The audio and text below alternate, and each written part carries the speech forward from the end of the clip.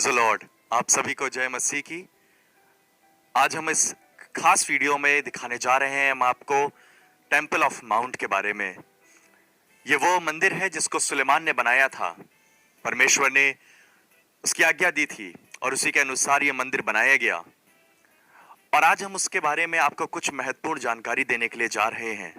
तो जरूर से इस मंदिर के विषय में, जो बहुत ही खास माना जाता है, यरूशलेम में यह स्थापित है और सुलेमान ने कई वर्ष लगाकर परमेश्वर की आज्ञा अनुसार इस मंदिर का निर्माण किया और बहुत खूबसूरत और भव्य यह मंदिर बन सका। इस वीडियो में आगे चलने से पहले चैनल को जरूर से सब्सक्राइब करें और वीडियो को जरूर से लाइक करें और वीडियो पूरा देखें ताकि आपको महत्वपूर्ण जानकारी प्राप्त हो सके। ये वो स्थान है जहां पर अब्राहम अपने पुत्र को बलिदान करने के लिए ले गया था परमेश्वर की आज्ञा के अनुसार। और ये वही जगह है जहां पर याकूब ने दर्शन में स्वर्ग तक की सीढ़ियां देखी थी। और ये माना जाता है कि ये वही जगह है जहां से परमेश्वर ने इंसान की पहली रचना की थी। आदम के रूप में इसी मिट्टी से उसने आदम को रचा था। पवित्र बाइबल के अनुसार हम इस बात को जान पाते हैं कि इस मंदिर का निर्माण दाऊद अपने हाथों से करना चाहता था। उसके मन में ये एक इच्छा थी कि वो उसको बना सके, पर युद्ध करने के कारण उसके हाथ खून से रंगे हुए थे, जिसके कारण परमेश्वर ने इस पवित्र मंदिर का निर्माण करने के लिए उसके पुत्र को चुना, जिसका नाम सुलेमान है। इसी वजह से दाऊद जब तक जीवित रहा उसने इस पर्वत पर खेती किसानी की और जो मंदिर वो खुद बनाना चाहता था उसकी पूरी तैयारी करके उसने सुलेमान को वो सब कुछ बताया ताकि वो इस खूबसूरत मंदिर का निर्माण कर सके। और साथ ही जब हम इस मंदिर को पिक्चर्स में या बाइबल के अनुसार देखते हैं तो इसमें हम एक गुंबद देखते हैं जो गोल्ड का है, सोने का है। और माना जाता है ये वो पवित्र स्थान है जिसमें वाचा का संदूक रखा गया और यह जगह डोम ऑफ द रॉक कहलाती है।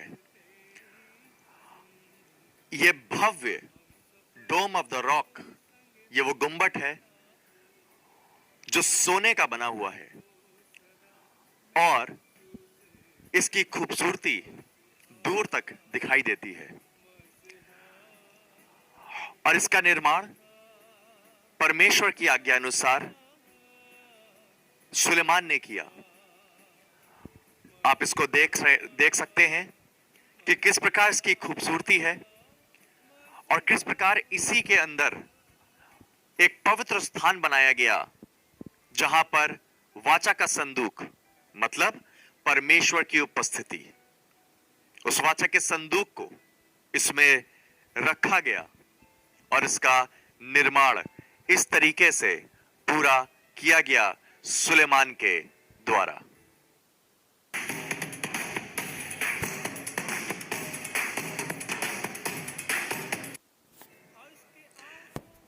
यह वही भव्य मंदिर है जो सुलेमान ने परमेश्वर के लिए बना के तैयार किया। और आज भी जब हम इसको देखते हैं पिक्चर्स में या जो लोग वहां पर जाकर इसको देखते हैं वो परमेश्वर की तारीफ करते हैं। हम और कुछ बातें आपको बताना चाहते हैं जो पवित्र बाइबल में से मिलती है। जब हम इतिहास की किताब खास करके पढ़ते हैं तो उसमें इस तरीके से लिखा हुआ है कि जब यह मंदिर बनकर तैयार हुआ, इसमें एक पवित्र स्थान बनाया गया जिसमें वाचा का संदूक रखा गया। साथ ही मंदिर बनने के बाद सुलेमान ने बहुत ढेर से बलिदान किए और परमेश्वर को वो बलिदान अर्पित किए। और परमेश्वर ने स्वर्गों से आग को गिराया इस मंदिर पर और उस बलिदानों को ग्रहण किया। उस बलिदानों को ग्रहण करने का मतलब यह है कि परमेश्वर इस मंदिर के बनने के द्वारा बहुत खुश था। और हम ये भी पढ़ते हैं कि किस प्रकार से याजक सुलेमान और ढेर याजक वहां पर आकर आराधना किया करते थे और किस प्रकार से परमेश्वर का तेज उस मंदिर में भर जाया करता था और परमेश्वर का तेज इतना ज्यादा होता था कि वो उस पूरे मंदिर में घिर जाता था कि याजक भी वहां खड़े होकर आराधना नहीं कर पाते थे। ये मंदिर इतना खूबसूरत बनाया गया और खास करके जब हम वाचा के संदूक के बारे में पढ़ते हैं तो ये वही वाचा का संदूक है जिसके विषय में दाऊद ने कहा कि हम तो महलों में रहते हैं पर वाचा का संदूक तंबुओं में रहता है। और ये वाचा का संदूक तंबुओं से उठाकर इस भव्य खूबसूरत मंदिर में लाकर अर्पित किया गया। और ये इतना खूबसूरत मंदिर था कि शीबा की रानी इस मंदिर को देखने के लिए वहां पर पहुंची और सुलेमान ने इस मंदिर को दिखाया और शीबा की रानी इसकी खूबसूरती को देखकर इतना ज्यादा खुश हुई, इतना प्रसन्न हुई, इतना उसका मन खुशी से भर गया कि उसने ढेर से बलिदान, ढेर से तोहफे और बहुत रुपया, बहुत सोना, बहुत चांदी और बहुत जेवर, ये सब चीजें सुलेमान को दी और सुलेमान को अर्पित की।